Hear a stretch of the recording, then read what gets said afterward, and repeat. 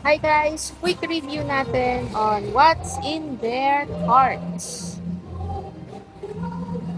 Enemy na 3-piece cranks natin. 3-piece cranks, 8 spline. Arm length is 165 mm.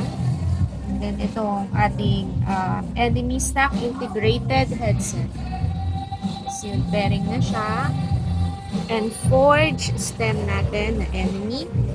Clamping size is 22.2. Top load.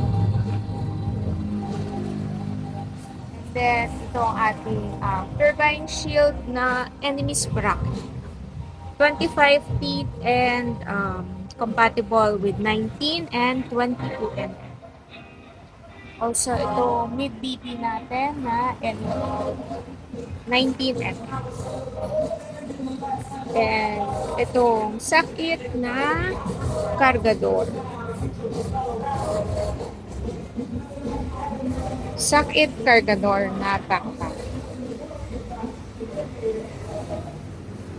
If you are aware of the Chrome Industries na bags, this would come close to it.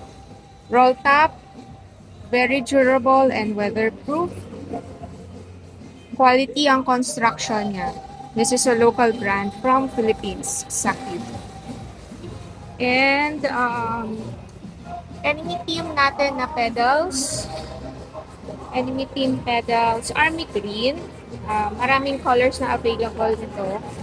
And promo axle is 916.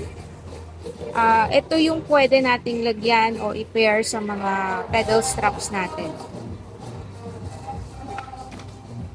And ito yung PSD, passenger grips natin.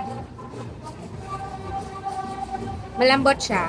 And then, meron siyang mga naka-engrave na logo.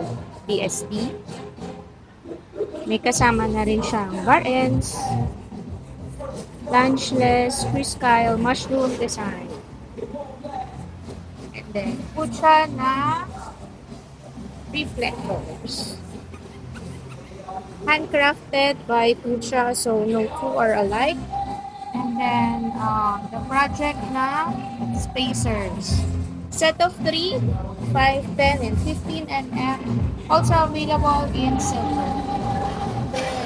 Meron din tayong mga tires and tubes na Leo for replacement tubes if you are in need of those. Okay, to drop by the shop and good morning.